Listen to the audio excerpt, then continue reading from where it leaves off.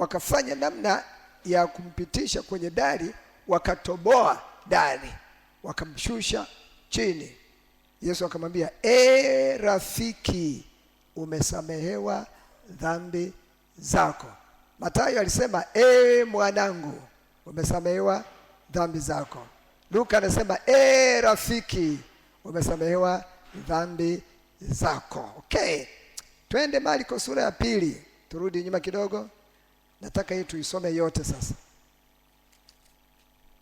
Hii ndio nzuri, niliipenda hii. Hii niliipenda sana. Marko sura ya 2 mstari wa 1 mpaka wa 12. Kifungu chote cha kwanza hicho tukisome na kukipitia. Namaliza kuandika. Tuendelee. Akaingia Kapernaumu. Jina limetajwa hapa. Hawa waliokuwa wakisikiliza walitoka maeneo mbalimbali. Walitoka Galilaya, walitoka Yerusalemu, wakatoka sehemu mbalimbali, wakaja kumsikiliza. Lakini yeye mwenyewe akaingia Kapernaumu tena. Hii ni sababu nzuri sana ya kujua Kapernaumu. Kapernaumu ni mji ambao Yesu alifanya miujiza mingi kuliko maeneo mengine yote. Alitenda miujiza mingi kuliko maeneo mengine. Mji wa Kapernaumu. Baada ya siku kadha wa kadha, ikasikiwa ya kwamba yumo nyumbani. Ikapatikana habari, watu wakasikia, wakajua leo yumo nyumbani. Hapa mjini Kapernaumu yupo leo. Wakakusanyika watu wengi, isibaki nafasi hata mlangoni. Akawa akisema nao neno lake. Kumbe hata leo tunasoma neno lake. Huyo ni nani? Ni Yesu. Wakawaja watu wakimleta mtu mwenye kupooza, anachukuliwa na watu 4. Mathayo hajataja idadi ya watu, Luka hajataja idadi ya watu, na hajataja mahali gani shughuli ilifanyika, lakini Marko anaeleza watu 4 wanamchukua mtu mwenye kupooza. Na walipokuwa hawawezi kumkaribia kwa sababu ya makutano, waliitoboa dari pale alipokuwepo, na wakiisha kuivunja wakaliteremsha godoro aliolalia yule mwenye kupooza. Naye Yesu alipoona imani yao, akamwambia yule mwenye kupooza, mwanangu, imerudia tena mwanangu, umesamehewa dhambi zako. Na baadhi ya waandishi walikuwako huko wameketi, wakifikiri mioyoni mwao, mbona huyu anasema hivi? Anakufuru. Ni nani aweza kusamehe dhambi isipokuwa mmoja, ndiye Mungu? Mara Yesu akafahamu rohoni mwake kwamba wanafikiri hivyo nafsini mwao. Akawaambia, mbona mnafikiri hivi mioyoni mwenu? Vyepesi ni vipi kumwambia mwenye kupooza, umesamehewa dhambi zako, au kusema, ondoka, ujitwike godoro lako uende? Lakini mpate kujua kwamba Mwana wa Adamu anayo amri duniani ya kusamehe dhambi. Hapo anamwambia yule mwenye kupooza, na kuambia, mstari wa 11, na kuambia, ondoka, ujitwike godoro lako uende nyumbani kwako. Mara akaondoka, akajitwika godoro lake, akatoka mbele yao wote, hata wakastaajabu wote, wakamtukuza Mungu wakisema, namna hii hatujapata kuiona kamwe. Yesu asifiwe sana. Haleluya. Marko anataja habari za kijiji ambacho kilichotumika. Akaingia Kapernaumu tena. Ina maana alikuwa ameshakuja mara kwanza, akaja mara pili, akaja mara tatu, akarudia tena. Zaidi ya mara 20 amerudi Kapernaumu, akarudi tena. Kapernaumu ni mji ambao jina hili linatumika kwa tafsiri ya Kapel. Hicho ni Kiyahudi au Kiaramaiki, lugha ambayo Yesu aliitumia. Nilifundisha wakati wa Pasaka maneno kama Eloi Eloi lama sabakitani. Hiyo ni Kiaramaiki, lugha ya Yesu aliyotumia pale Uyahudi. Kumbe Kapernaumu ni maneno mawili hapo. Kapel ni mji, ni Nahumu, kwa ni mji wa Nahumu. Hii Kapernaumu ni mji ambao aliujenga Nahumu, ambaye tunasoma kwenye Biblia katika Agano la Kale. ni mtu maarufu sana, alijenga mji mkubwa sana, alikuwa na pesa, alikuwa na tajiri, alikuwa na uwezo, akajenga mji wake mwenyewe, akaweta huu ni mji wa jina langu, kwa Kapernaum.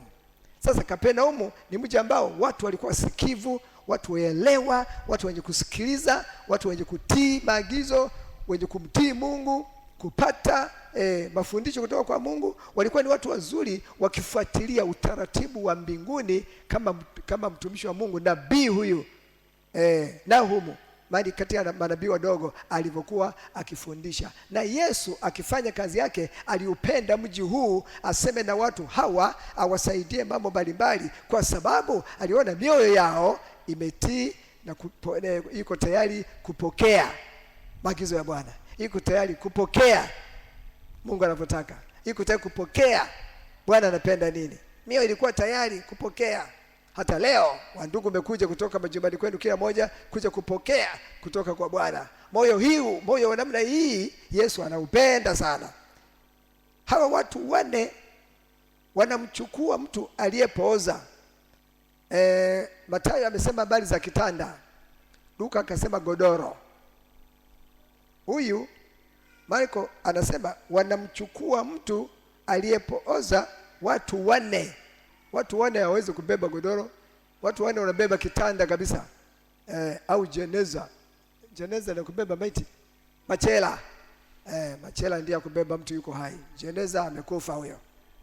Wanamchukua watu wane, 1, 2, 3, 4. Mimi zamani wakati nilikuwa bado mdogo, darasa la 5 la 6, mwaka wa 70. Mwaka 70. Nani alikuwepo wakati huo? Ulioko hapa? Haya, mwaka wa 70 nilikuwa nafurahia sana. Pale nyumbani tulikuwa tumejenga nyumba, ilikuwa karibu na hospitali, zahanati, dispensary. Na baba alikuwa anafanya kazi pale. Basi watu walikuwa kwenda hospitali, wanatibiwa, wanaenda kutibiwa. Na wakati huo vyombo vya usafiri kuwasafirisha wagonjwa kwenda hospitali vilikuwa hamna.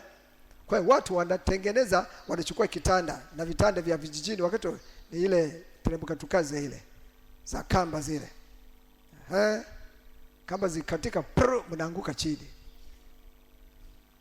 Wanachukua kile kitanda, wanakitoa nje, na zile kamba zile wanachukua miti miwili, wanaifungua huku kwenye miguu yake. Wanaume wane wanambeba yule mgonjwa, moja huko mbele na Mungu na huko na huko.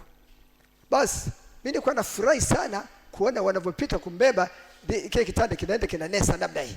Sema huyu jamaa na raha kweli huyu.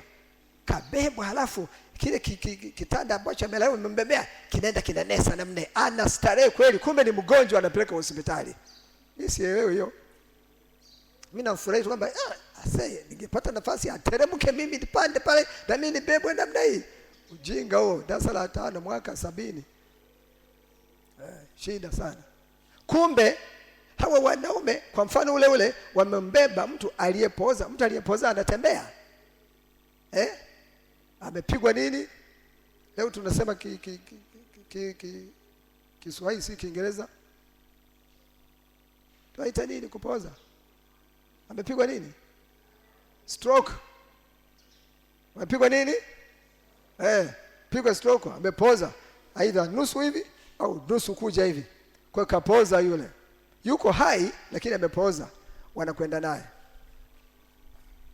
Ikasikika yumo ndani. Ikasikika yupo nyumbani. Ikasikika yupo mjini. Watu wanapeana habari bwana. Wanaambizana leo yupo. Leo yupo. Leo yupo. Twende. Leo yupo. Sasa huu mzigo tulionao kila siku tumpelekee huyo, atajua mwenyewe safari. Jamaa yuko jua na nesa namna hapa mlangoni. Luka amesema kwamba walijaa mpaka mlangoni, hapakuwa na nafasi hata kidogo ya kukanyaga. Wanaotangaza mpira wanasema kwamba pamejaa uwanja mpaka huwezi kupata mahali pa kutema mate. Uongo mtupu huo. Sasa pale palijaa mpaka mlangoni, huwezi hata kuingia, pamejaa, pamefurika. Hasa hawa wana mgonjwa, na mwambia wakimfikisha tu kwa Yesu anaponya.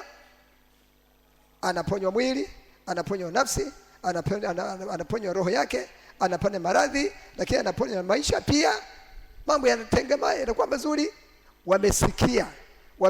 Sasa tumpeleke na huyu, tusikae na itabu ya kila siku, toka ingia, leta, peleka huku, rudi hivi, leo zamu yako, zamu ya nani? Hii imekuwa tatizo sasa. Twende huko kwa Yesu. Haleluya. Shida, matatizo na tabu, mpelekee Yesu. Yeye anasema imekwisha. Anasema imekwisha, amebeba kila kitu, kabeba dhambi zote. Amesema imekwisha. Nifundisha Ijumaa. Aliposema imekwisha tayari. Yesu asifiwe. Wakafikiri. Nafikiri mmoja kati yao alikuwa mtaalamu wa mambo ya ujenzi. Alikuwa civil engineer. Alikuwa mtaalamu, anajua kwamba sasa kama haiwezekani kupita mlangoni, tupite juu. Kumbuka, nyumba sio ya kwao. Yesu imesikika tu amekuja kwenye nyumba ile kufanya huduma, na Yesu sio kwake. Waliokuja wote wamekuja kutembea kumuona Yesu. Wametoka Yerusalemu, wametoka Yahudi, wametoka na wapi, Galilaya, wamekuja kwa Yesu. Mule mjini Kapernaum wamekuja, sio kwao. Kama sio kwao, mwenye nyumba inawezekana ni mtu huyu mmoja. Ikasikika yumo humo, kama vile watu wanatafuta mwizi.